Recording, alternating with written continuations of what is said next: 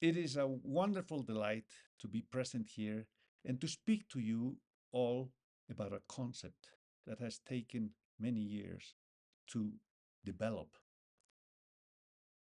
55 years working at the High Altitude Pulmonary and Pathology Institute, and these last 8 years, the development of these things. We're going to talk about the biological laws of adaptation. You see, Darwin, the great Darwin,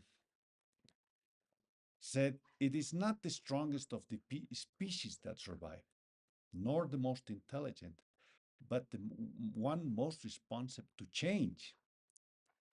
And that's what this most responsive to change concept is: adaptation. Life is change. The universe is permanent change. Politics, economics, everything changes. But biology is also changing and it's adapting. So that's the concept of adaptation. But in this, you see that question mark here is, I put it there because when Darwin says nor the most intelligent, I think that's not right. Because the most intelligent of all the living beings on Earth, cannot go to Mars or the moon. Only the humans that are the most intelligent. So definitely that would need to be changed. What types of adaptations do we have? We have a genetic adaptation and a physiological adaptation. We have changed this in that way in our concepts throughout life. The genetic adaptation, geneticists like to talk about adaptation, that is Darwin's evolution, millions of years, and genetic change, actual changes in DNA, for instance. But we also consider physiological adaptation a change within one's lifetime. And that has to do with a lifetime survival, days to months, and epigenetic expression. In any event, all these lead to change. So these are the types of adaptation we focus. And the reason we have this arrow here going towards genetic adaptation, because it has been shown that physiological adaptation can possibly modify even genetically for future generations. So you see, everything in physiological adaptation is changed. We are adapting every moment of our lives. Our organisms are struggling all the time to adapt. You see, every day you get up from your bed and you walk around, and suddenly it's cold. So you are adapting to a cold environment. But then suddenly there is a lightning, and so it shines on your eyes. You have to adapt to that condition. You have to close your eyelids, and so every moment bacteria enter your organism, viruses and so on, and they produce the response of your organism, which is change. And that change is every second of our lives. There's a constant struggle between bacteria and the leukocytes, for instance, and the immune system. It's a nonstop. It's like the heart pumping every moment. It's not only the heart that's moving every moment, the heart's beating through our lives. You can't stop the heartbeat. But the immunity is also acting every single moment. And your leukocytes are moving every single moment. So adaptation is a constant, permanent condition, not only when you go to high altitude. But look at this here about aging. When you're a baby, you have to adapt to gravity. You have to learn, just like astronauts when they go and stay. You know, we've had recently the two astronauts that remained 9 months up there, Sumita Williams, and they had to stay up there. And once they come back to life, their muscles have atrophied to some degree. Their bones have lost calcium, and so they have to again adapt to gravity. And the baby here adapts to gravity, of course. But also, when you're beginning to grow, you stand up, you have your muscles get stronger, but you have to adapt to growth, and you have to struggle with many things. You have to learn to get dressed, and you have to face the conditions of cold, humidity, and so on. And then you have to adapt to the society. You have to deal with other people. And then in old age, you have to adapt to disease because disease is present all the time trying to beat life. And so you adapt and you struggle. Your organism works to defend ourselves from such a change. And so this aging cannot go in the reverse condition. However, we're faced with viruses up here, bacteria, fungi that are attacking us, mosquitoes, and so on. Fortunately, at high altitude in the city of La Paz, we don't have mosquitoes. At least we didn't have that as at sea level and in the lowlands and Amazon. But lately, there's has been change of the environment, the global changing, and we are seeing some mosquitoes, and sometimes we get bit in the summertime, but it's not very often, very rarely. Now, this is a graph where I show what happens. Here's on the X scale, you have the days, and on the Y scale, you have the hematocrit, how the hematocrit rises. I was a visiting professor at the University of Copenhagen for 4 years.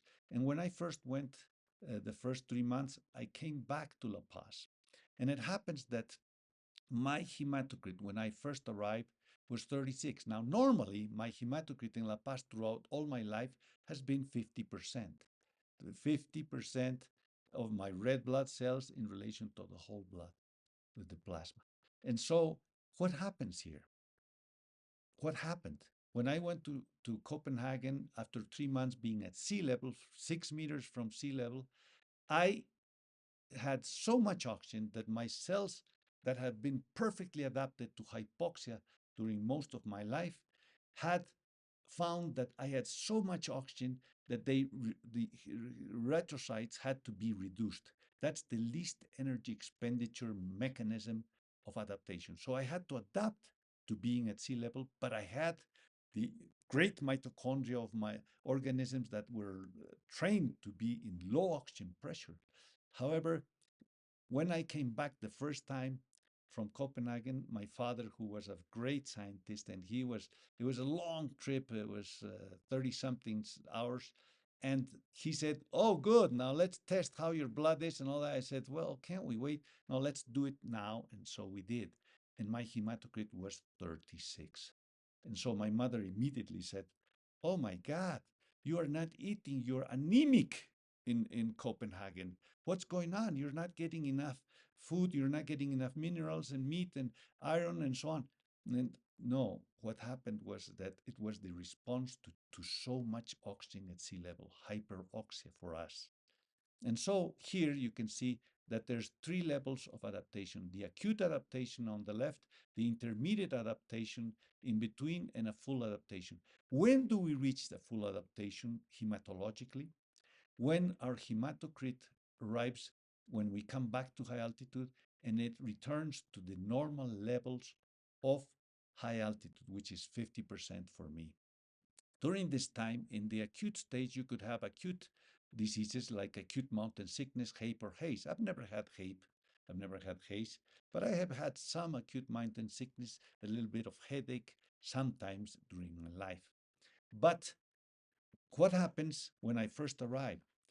In our building that many of you have been during our symposium, we have an 8-story building. And so when I first arrived, after being 3 months in Copenhagen, when I climbed the stairs, I was short of breath, as you all are when you come to high altitude.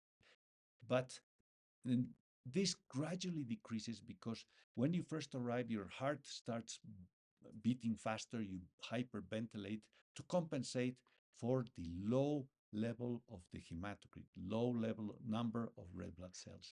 And so in this intermediate stage, gradually over 40 days, when I finally arrived to my 50% hematocrit, gradually I could climb up the stairs a lot easier every day, and now I can run up the stairs to the 8th floor. You see, once I'm adapted. But some people can have chronic mountain sicknesses when they come because they have lung problems that become much more evident at high altitude.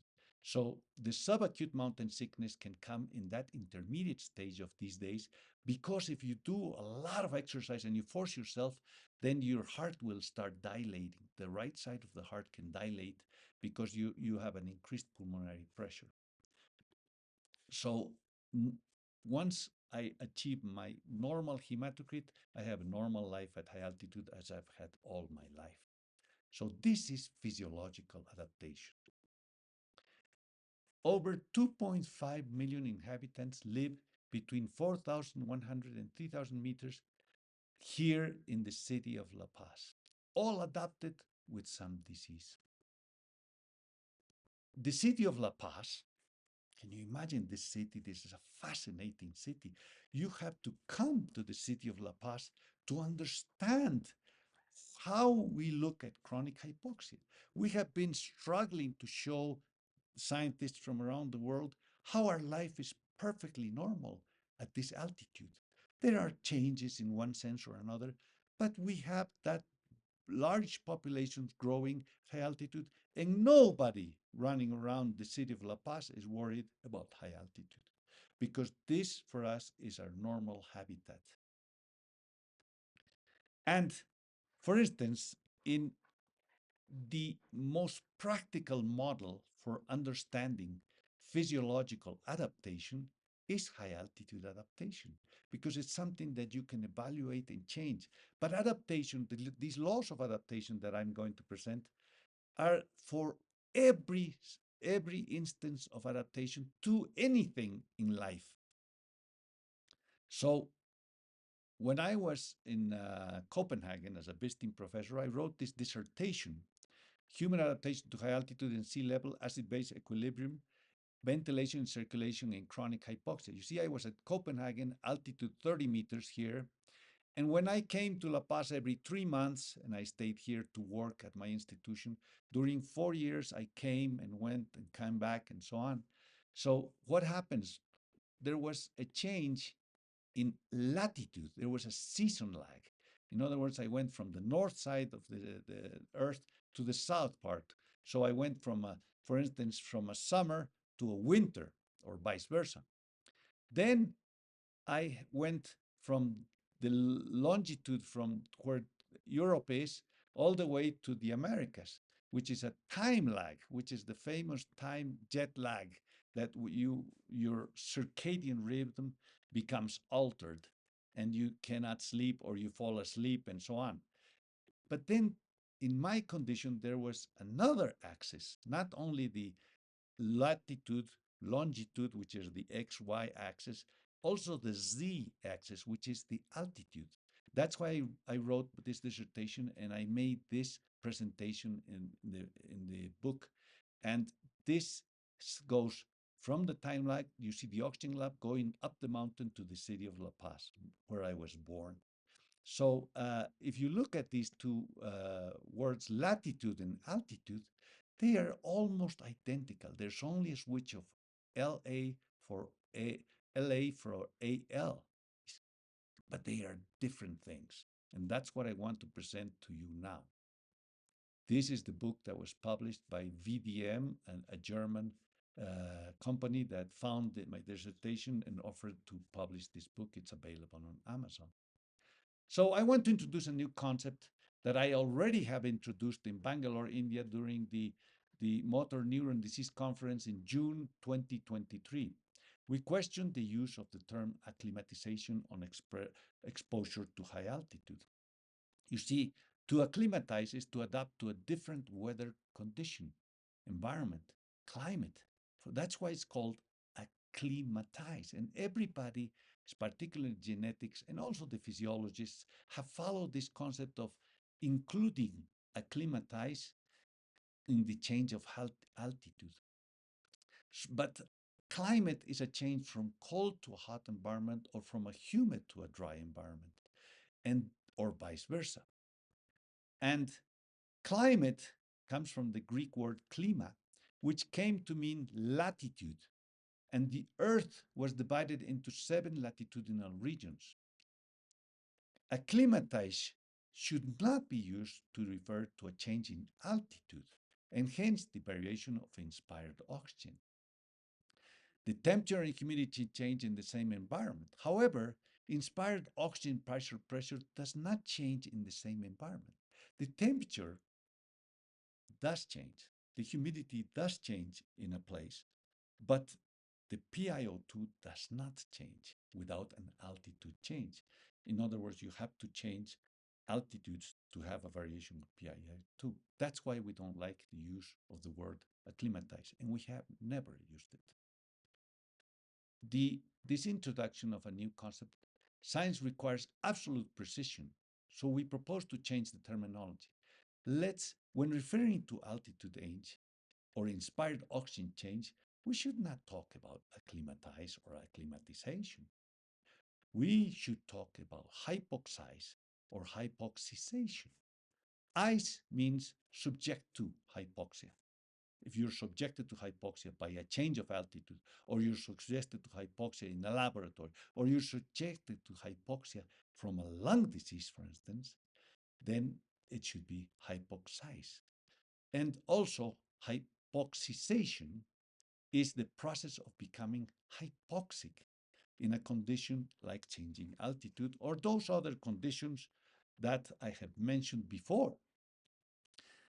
For instance, if you're at sea level, your PaO2 is 98 millimeters of mercury, PaCO2 is 40 millimeters of mercury, hematocrit is 42 more or less for a person, and your PiO2 is 150 millimeters of mercury at sea level.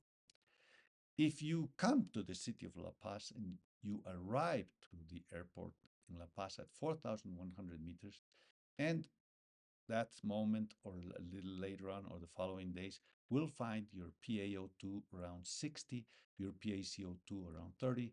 And if you come very fast and you run around, you can have these problems like acute mountain sickness, HAPE, or haze, which some people have. Fortunately, it's very few people. But incidentally, let me say that we have published a paper where we show that in 55 years of treating these patients with, particularly with HAPE and haze, and some with extremely severe HAPE, we have had 100% success in the treatments because we know how to handle it. And if you are going to a city like La Paz, where there's a medical capacity to treat these things, there should be no fear. But you have to go to the right medical center. We have a high altitude adaptation chamber that we can use to adapt people to high altitude, and we're 100% successful. And we've had very severe cases where almost all the lungs were with pulmonary edema. That's not the subject of this talk, of course. But if you come up to La Paz more relaxed, you take it easy, you take an intermediate altitude, and you come up gradually, your hematocrit will, over time, like in the case of mine, evolve to the normal hematocrit. That's the optimal hematocrit for the altitude you are at and your organism. So in my case, it's 50%, and most males in La Paz, in my age, would normally have around 50%, with of course a certain variation. But there's a remarkable adaptation to chronic hypoxia. Longevity, we have extended longevity, we have stronger immunity, and this life in chronic hypoxia actually gives rise to improved survival. This is an article that we published with Natalia, my daughter, who is doing a PhD at the University of Calgary in neurosciences. She's also an MD. And this article is called Extended Longevity at High Altitude and the Benefits of Exposure to Chronic Hypoxia. This is a graph showing how from the different departments like Pando from 2,021 meters, which is Amazon area of Bolivia, because we are 2/3 of the countries, basically the Amazon and the lowlands, and then we have also the highlands. It's one of the most diverse countries in the world of altitudes. But not only else that, we have the greatest biodiversity. La Paz has won in iNaturalist 3 times already, or almost 4 times, I think, the city with the greatest biodiversity, the department with the greatest biodiversity in the world. So going from Pando going up to Beni and Santa Cruz at 416 meters, and then Tarija, going up in altitude here on the X scale. You'll see we arrived to the city of La Paz at 3,800, 3,600 meters, actually from 3,100 to 4,100 meters. And then Potosí, a mining town where the great silver mountain that made the Spanish extremely rich, and also the British, from the silver brought from the Americas to Europe. This is at 4,100 meters. And you can see here we have plotted we asked the National Registry of the ages of all Bolivian inhabitants, and you can see how people older than 100 years of age, divided by the population, of course, you can see that they gradually, as we go up higher, we have a bigger number of people older than 100 years of age. And here, for instance, in Santa Cruz is a city that's growing more in Bolivia at 416 meters of altitude. We found 6 people older than 100 years old. And in the city of La Paz, who has almost a similar population, both with close to now 3 more people living in the Amazon area, but relatively big populations, the 2 biggest populations in Bolivia. You can see here that in La Paz, we found 48 people older than 100. So those of us living at high altitude can live longer. That's why we called it extended longevity at high altitude. Why is that? Well, you'll have to read the paper, but let me tell you that this hypoxia stimulus, the stimulation of mitochondria, is something we have mentioned in our papers over many years, and now it's being proved with biomolecular studies showing that, in effect, hypoxia stimulates to get stronger mitochondria. And so that's why we say at our institute that chronic hypoxia is extremely favorable for life, for survival, longevity, and also for diseases. Now, this is part of another paper where we wrote the acute mountain sickness, high altitude pulmonary edema, and high altitude cerebral edema, a view from the high Andes, that was later republished. And you see here in this graph, we have a scale at sea level, the normal sea level pH, pH 7.4, PaCO2 40 millimeters of mercury, and PaO2 98 millimeters of mercury. The first 2 days, up to 2 days, you see right here, is the area of acute adaptation where you could have these diseases that I have mentioned before. What happens? The barometric pressure drops. The inspired oxygen tension, of course, drops with the barometric pressure. And you have a lowering of the PaO2 and the saturation of pulse oximetry. Here in La Paz, we have a pulse oximetry of 90, 91, 92. And so compared to sea level where it's 98, 97, 98, 99%, you see the difference is very important. And during the COVID times, people thought that at high altitude we would die so much because we were at lower oxygen tensions. We're more tolerant to hypoxia, and we'll explain that later on. So when you first go up to high altitude, you increase your ventilation and you increase your cardiac function. That's what, as you increase your ventilation, your PaCO2 drops and your pH goes up. So you have an acute respiratory alkalosis. And this stimulates immediately the renal excretion of bicarbonate, as many of us know. And so many people from sea level look at us and say, well, they have chronic respiratory alkalosis. They said this throughout many years. When I was a young medical doctor, my father had me bring a radiometer blood gas machine, the PHMK2, this is in 1973, and I ran blood gases permanent to all hospitals here in La Paz. And I noticed that if I used the Ole Sigurd Andersen nomogram, we were falling off the normal area. but we were living in normal conditions at high altitude. How could we be a -5 base excess at in the city of La Paz? We can't be living with a -5 base deficit, actually, uh, because when you are in homeostasis, in perfect equilibrium, the base excess has to be near zero, because there has to be a balance between acids and bases, maintaining a pH of 7.4.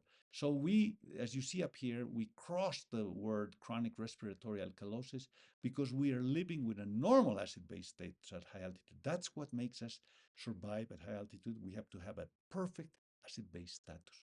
And so this normal acid-base status at high altitude remains while we're at high altitude. And you see here at 3,600 meters, the pH has to be 7.4, just at sea level, because the cells have to function perfectly at that pH. This is the optimal pH for all the enzymatic reactions, thousands, if not millions of reactions in your organism to maintain life. But the PaCO2 is low, 30, and your PaO2 is 60. So we are adapted with those values perfectly well. And so this is the here in this color that is light orange, we have an intermediate adaptation where we can see that there's an increase of the vascular endothelial growth factor, increase of nitrous oxide, EPO, and the famous HIF, hypoxia-inducible factor, that stimulates the gene expressions with multiple molecular changes that is getting great attention nowadays. And look at this graph here. This red line is the hematocrit going up and hemoglobin going up with time and achieving after 40 days in the city of La Paz, because this is for the city of La Paz, as you can see here, the normal hemoglobin levels.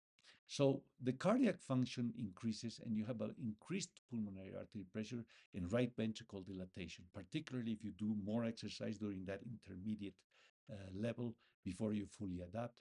But you will have a right ventricular hypertrophy also, because we need to work in a higher pulmonary pressure, which is an adaptation. It is not a pathology. It's a normal adaptation. The pulmonary hypertension at high altitude is a normal level for high altitude. And so, particularly in the Andes. The also, I mentioned in this graph, there was an increased mitochondrial efficiency based on our logic of reasoning, just like the same as Erwin Schrödinger had adapted the logic of what is life based on logic. So it's very important that one understands that there is an increase. This was very criticized by some other scientists, sea level, high altitude specialists who live at sea level. They did not believe this, but this is being proved repeatedly nowadays. And so we have the laws of physics applied to physiology and high altitude. This is one of our papers where we showed the oxygen transport triad and the laws of physics. I told you that when we come up to high altitude, we increase our ventilation, we increase our heart pumping, we breathe more. That's the pneumodynamic pump, an air pump, a vacuum air pump, our lungs. The hemodynamic pump is our heart, which is a compressing valve with valves that pushes blood to our whole system, to the minor circulation through the lungs and also through our whole organism to transport in the hemoglobin, which is the third factor of the oxygen transport triad, the hemoglobin that will transport the oxygen. So here you can see that we apply the laws of physics to biology, the Guy's-Lussac law, the Boyle's law, the Fick's law, or Henry's law of diffusion. As oxygen enters, it warms up in our lungs.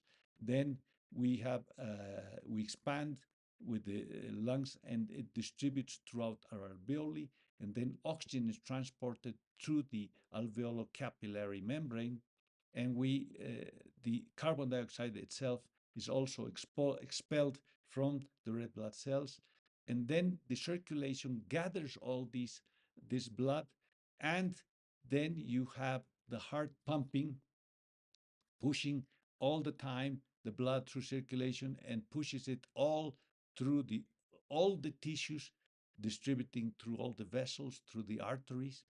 and finally it reaches mitochondria. And you see, so you have the diffusions and Fick's law of diffusion, and Henry's law is also involved within the whole process, because that's the differences in the different pressures involved, the hydraulic laws during the circulation through the vessels, Pascal's law, and the diffusion again, the Fick's law, that from the circulation it has to traverse through the cell all the way to mitochondria where energy is increased. So now you see, I have to explain to you that there are basic laws of physics. This is one of the most beautiful chapters of science in the history of science throughout life, the existence of intelligence. You see, here we have so many laws of the basic laws of physics. For instance, behind me, you'll see the thermodynamics here, the Boyle's law, the electrostatics, the Ohm's law, the famous law of Ohm's, and so on. So all these laws are physics. There's actually 100 or a little over 100 of these laws. But for instance, the three laws of thermodynamics are very important. The first law is the total energy of the universe is constant. The second law, the total entropy of the universe is always increasing. These two laws are crucial to understand biology. But the reason I'm talking about this is because there are constants in physics. There are 7 constants for measuring everything. And these are the Avogadro constant, the Boltzmann constant, the Planck constant, the speed of light in vacuum, the hyperfine transition frequency, the elementary charge, the luminous efficiency, and so on. These important constants are essential in universe, in traveling through universe, the movement of planets and so on. But what about biology? Biology is such a complex thing, and what laws do we have for biology? A partial list of bioconstant cell biology level of plasma membranes, these are some of the lists. However, you see, this is from the biologist, and it says here, read this please. Even among those who fully agree that a system-level perspective is appropriate in biology, only a small number actively engage with the science of complex systems. This is absolutely true. Biology is much more complex than physics itself. Biology has the physics laws, but it goes beyond because of the complexity. You see, there are thousands of reactions going on. So you have to gradually, eventually, we will understand, and we are understanding with the biomolecular studies and so on, many aspects. So these biology laws are extremely important that we start facing them. This is the reason I have developed the biological laws of adaptation with Natalia. The first law, biological law of adaptation. It says adaptation is directly proportional to time and inversely proportional to change. You see, change is that Greek sign of change. That's what, in fact, Darwin at the beginning of my conference talked about, change. But what do you need to adapt to that change? It's the numerator called time, right up here. So this was published in our one of our papers with my father, with Professor Paul Erik Paule from the University of Copenhagen, and my yes, and also my brother, younger brother, Dr. Luis Zubieta-Calleja. And this is the hematologic adaptation from sea level. You see, my hematocrit that I had mentioned before went up gradually over 40 days to my normal level here at high altitude. You know, this is the time factor, the numerator, important factor of the change, of the adaptation of the change in hematocrit changes. So what happens at sea level when I went, as I mentioned to you, I had a low hematocrit. You see, this is 36% of the whole blood was red blood cells. And so when I went up to high altitude at 3,000, came back to La Paz, 3,500 meters, I had to increase my hematocrit to 50%. You see how there's an important increase. Why did this happen? Because the organism always looks for the optimal way of adaptation with less cost of energy. And this, the increase of red blood cells is the best way. You cannot maintain your heart pumping very fast all the time, 24 hours, and you cannot maintain your hyperventilation 24 hours. You have to reduce the energy expenditure from those two variables, those important physiological functioning organs, and the red blood cells can take up that transport of oxygen more efficiently. So if you look at this formula here, this is extremely important. This here is the derivative of adaptation over time. And you can see it has to be equal to the derivative of adaptation has to be increasing greater than zero.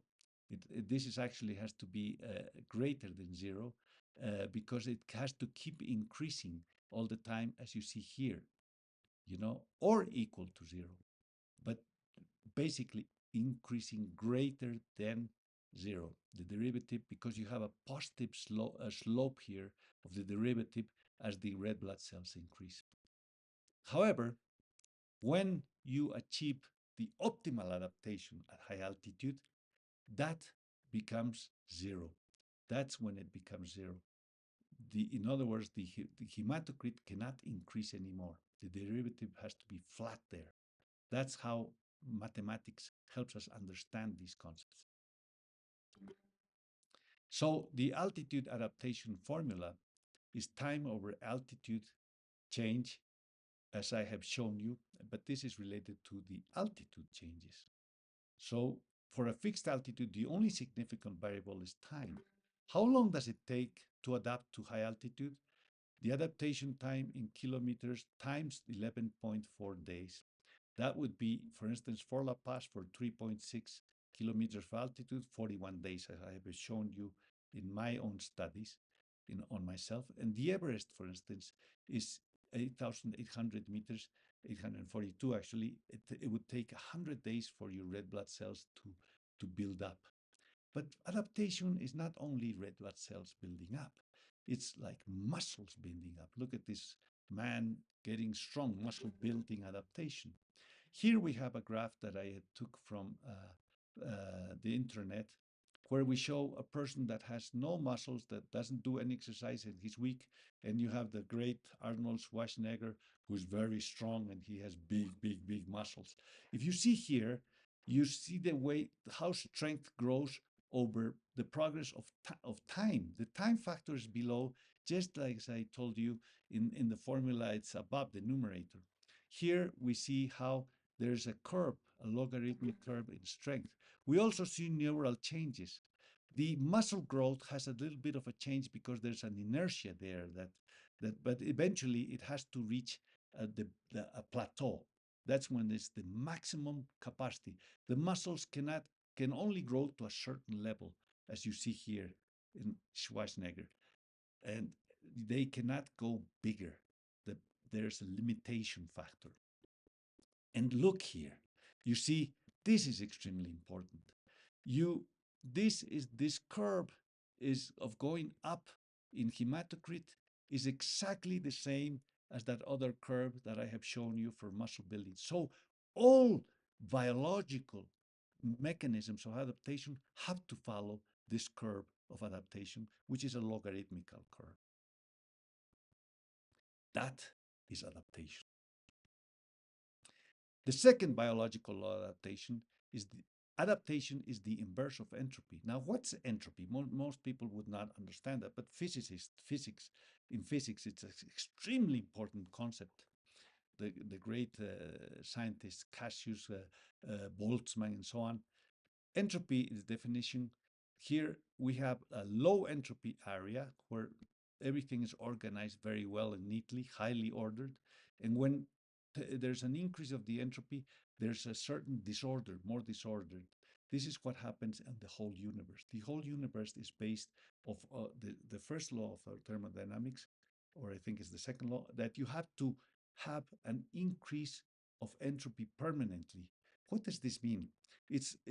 the universe seeks for a disorder of things. It adapts within the universe, but there's always a disorder which gives rise to growth.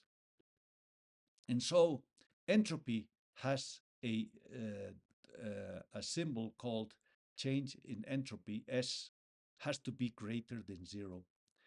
The entropy disorder is always increasing. But in adaptation, also adaptation is order. It's the opposite of entropy. That's why we say adaptation is the inverse of entropy. And adaptation is always increasing for survival to exist. You cannot go in the reverse way to survive. So Schrödinger in 1945 gave an interesting talk, series of talks in relation to what is life. This book came out. What did he base this? There's the Erwin Schrödinger. I admire him very much. He based these talks on logic. And I would have loved to be with him and discuss adaptation with him. And I know he would have enjoyed it.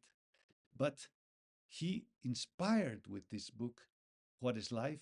The discovery of DNA by Watson and Crick and two other collaborators. And there was a lady also that was left out in the Nobel Prize because she contributed with the X-ray diffraction pictures and so on. But so What is Life inspired the discovery of DNA. Of course, the response of what is life is a mystery. The third biological law of adaptation, the energy of living organisms is temporary and limited. Why do I say that? In biology, organisms require permanent nutrition along with oxygen for the generation of energy. Nutrition involves the daily ingestion of water, proteins, carbohydrates, fats, minerals, and vitamins. Respiration involves the capture of oxygen. You know, we receive the three states of matter: gas, oxygen, and nitrogen, of course, food, solids, and water, liquids. When does the end of life result? When you don't receive these nutrients, the food, the ingestion for several weeks. If you stop eating food, solid foods, during several weeks, you can die. If you don't receive water for 1 week, around 1 week, absolutely no water, then you get severely dehydrated and you can die.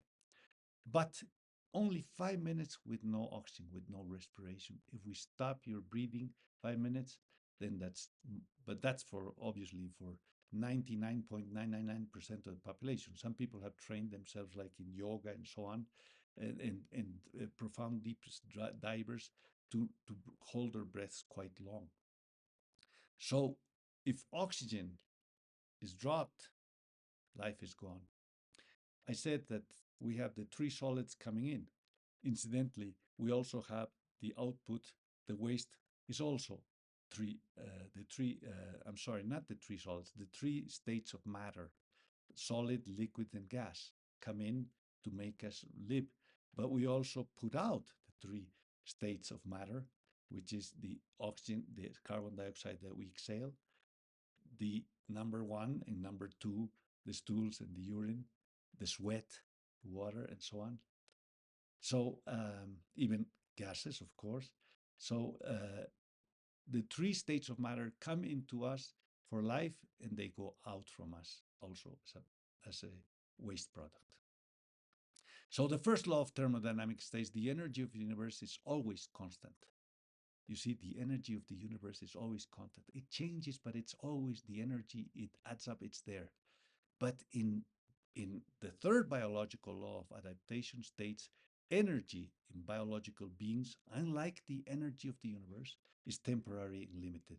That's why this gift of life that was given to us in nature is the biggest gift of the universe, but it's limited in time. And we only can traverse time through genetics for the children and so on. But life itself ends. The fourth biological law of adaptation, it says that the adaptation timeframes vary according to tissue buildup, biochemical changes, organ nutrition, immunity, and psychological attitude. Based on this, the adaptation is S log of W that Schrodinger used for entropy. So going from high altitude is like that, but going to sea level, it's the reverse, and it's also a linear decrease of the hematocrit. In the days here, you see the hematocrit going down. This was a study we did with Professor Paul Eric and his wife to see after they came to visit us here in La Paz. We checked our hematocrit almost daily, and we saw that there was a linear decrease. That is adaptation to sea level, to a lot of oxygen. The production of red blood cells is immediately stopped. The fifth biological law of adaptation. The efficiency of adaptation is proved by reproduction and survival time. Reproduction is a crucial, of course, in life. Rocks can't reproduce, no, but human beings, animals, and plants reproduce permanently. That's the gift of life. But this also mathematically is the reverse. I'm saying the derivative of reproduction over time has to be positive. If you stop getting reproduction, you can disappear. This is what's happening in certain populations that have not had as many children as they should have for them to maintain their race. The sixth biological adaptation says that adaptation has a metabolic threshold limit that, if surpassed, is lethal. If the charge of adaptation is too big, you cannot sustain it, you can die. And this is a beautiful graph from my dear friend Michel Samaha and Otto Lengi in the article, The Oxygen Cascade from Atmosphere to Mitochondria as a Tool to Understand Maladaptation to Hypoxia, where he says that this challenge of going to altitude, for instance, like this, being from a normal level to value altered by the challenge, you can have a ideal response, which is in green. That's an ideal response, which is, again, it's a perfect adaptation there. If you don't have a good enough response of your organism, that's inadequate adaptation. The gain is less than 100%. And if you have an excessive response, he classifies it as maladaptation. Very interesting concept. We have a little bit different things about this, but we don't have the time to explain that. So in the pathophysiology of silent hypoxemia at sea level, when we describe pneumolysis, that's a terminology we used for not pneumonia during COVID, but destruction of alveolar cells due to bacteria entering the alveolar cells and reproducing within, blocking the transport of oxygen, and then destroying the alveolar cells for and more viruses being spread throughout the lung. So we call that pneumolysis. And silent hypoxemia was a phenomenon observed because people had very low saturation levels, but they seemed to be walking and doing okay. So in this graph, you will see here, we have the PaO2, the arterial oxygen constant. This is for sea level, 100.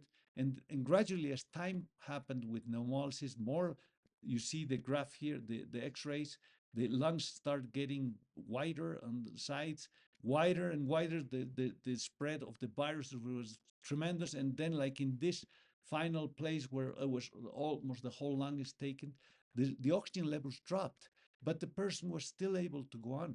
The saturation levels were maintained to a certain degree. They went down, but the person was not hyperventilating, breathing, and so on. That is because the pH was maintained. That's extremely important. This is based on some observations of acid-base studies. And the PaCO2 also was maintained. But at a certain point, after the destruction of the lungs, the ventilation gradually increased, but it was not so significant. But when it reached a certain level, the carbon dioxide could not be vented out because there was so much destruction. And that's when the carbon dioxide starts going up and gasping started. They started suddenly presenting lack of air and very severe condition. The pH suddenly dropped, acidosis, severe respiratory acidosis, and of course, the achieving the death zone, and that's when they died. That's very important, the factors of adaptation. You see the curves, they're related to the adaptation process. This was an attempt of the organism to adapt to this change or destruction of the alveoli, but he couldn't make it. So the organism could not reach, so that's a limited level of adaptation.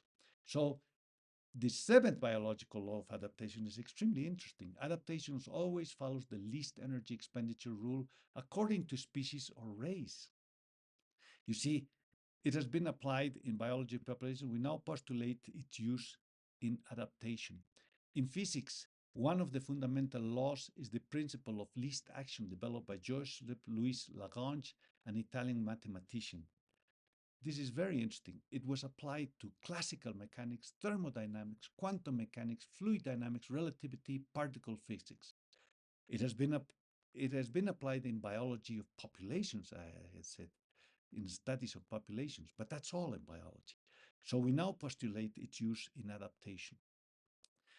This is a little bit of mathematics, but we have to touch it from the mathematical point of view. Lagrange stated that L Lagrange is equal to the kinetic energy minus the potential energy. This is the formula of least action principle. That's an integral there from time 1 to time 2. And that's S, the adaptation. Is similar to funny entropy, and Lagrange also used S.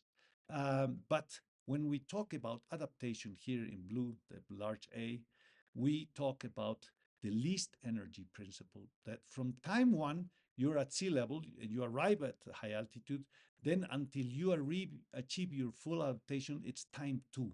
That's the graph I showed you before. And it has to do with kinetic energy minus potential energy with respect to the derivative of time, of course. So here is the negative signs there, because motion progress is determined by how much energy is left after overcoming the resistance. S is the action. And you see here, this is the Lagrange formula from time 1 to time 2. In other words, time 1 is the moment you arrive at high altitude, and time 2 is when you achieve full adaptation. And it follows the same laws of Lagrange, of kinetic energy minus potential energy with respect to time. So the principle of least action in physics refers to the movement of an object from one point to another following the shortest route. This is the potential energy. A body is standing high, and it has a potential energy. It has the capacity to fall due to gravity. And then comes the effect of gravity, and that's the kinetic energy, the movement.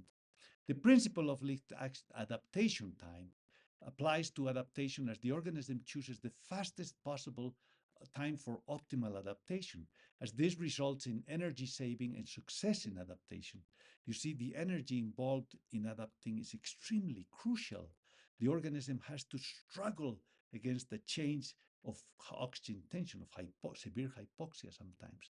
So T1 is when you start before the change at altitude or change to a new environment, and T2 is when you reach full adaptation to high altitude or the new environment. So this applies for all adaptation.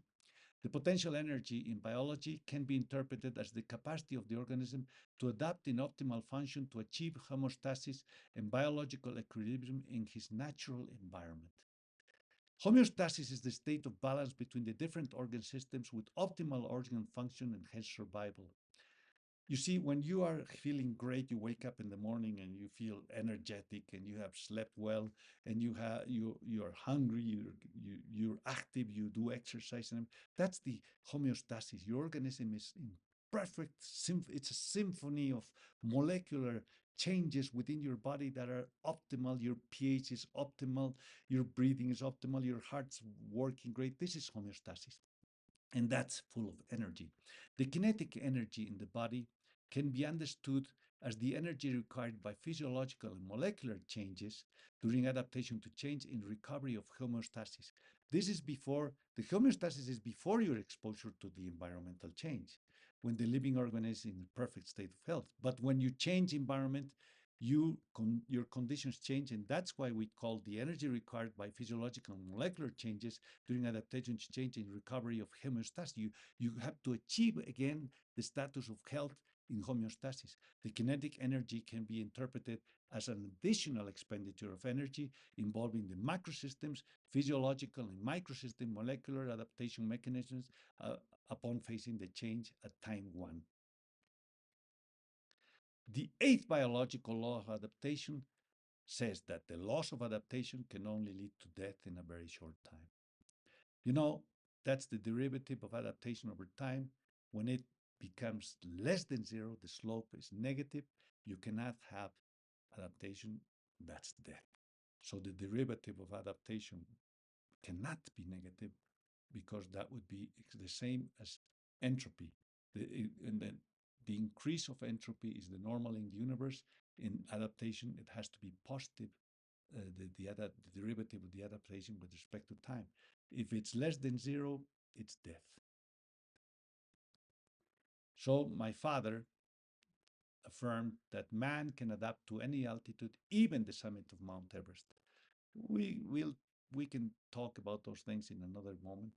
This is my father who left in 2015. He said the organic system of human beings and all other species tend towards adaptation to any environmental change within an optimal period of time and never turns towards regression, loss of adaptation, or de-adaptation that inevitably leads to death. And he wrote, forever. He said, forever. You cannot change this. Loss of adaptation does not exist. That's on a website. So these are the biological laws of adaptation. They're listed here. They are 7 biological laws of adaptation. They, over the years, they have changed and they've been modified to be, I'm sorry, there are 8 biological laws of adaptation. This is our high altitude pulmonary and pathology institute in La Paz hypoxic adaptation chamber that has helped us study many aspects of adaptation. These are the llamas in front of the great mountain of Sajama, and there's our formula. This is at 4,300 meters, and at the summit of Sajama, it's 6,542 meters. And we carried out the soccer game, the football soccer game in a field on the summit of Mount Sajama. These are the boys playing a soccer game, which is a world record that nobody has been able to repeat. The 2 groups of porters and guides played during 20 minutes per side at 6,542 meters. You see the ball is painted orange.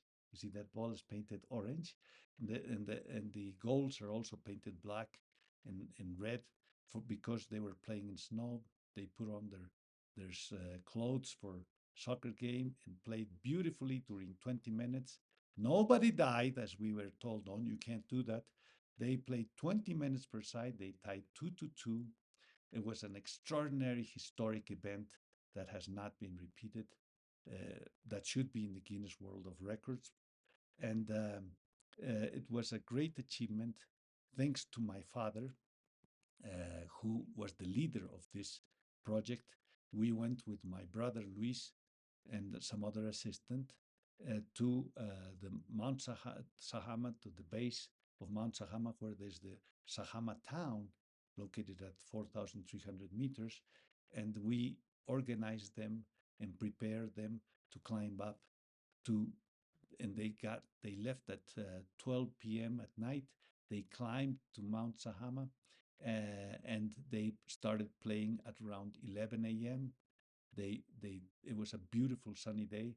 We had made a previous attempt with some other organizations here in La Paz to carry out this game, but my father had told them we have to respect the time. But everybody called the CNN, the BBC, and so on, and everybody went, and they did not respect the climate. The climate is very important, of course, and they got a very bad, severe storm. This was 1 month before we carried out this game, and so it was truly a memorable event that is in history. You see here we are 3 generations. This is Natalia, my daughter, the MD that's working now in Calgary, studying neuroscience, PhD in neuroscience. And here it's at the Conference International of Medicina de la Altura, Cima, Puno, Peru in 2015. That's my father. He was 89 years old, and myself. And we're most grateful to cooperators Lucrecia de Rios, Rafaela, Lucia Gisbert, Susie, Bruce Allen, William Quijazo, and Oscar Nieder, my great collaborators that are here with me right now. And I must add that I always give my father I express my gratitude. The mountain guru that was named on 11th of November 2009 in Bangalore at St. John's University, in Bangalore. He, he was named the mountain guru. And this was thanks to Professor Tupil Venkatesh and all the great scientists of India that are in progress later on. Thank you very much for your attention. I hope you have enjoyed this. And don't forget, there are biological laws of adaptation.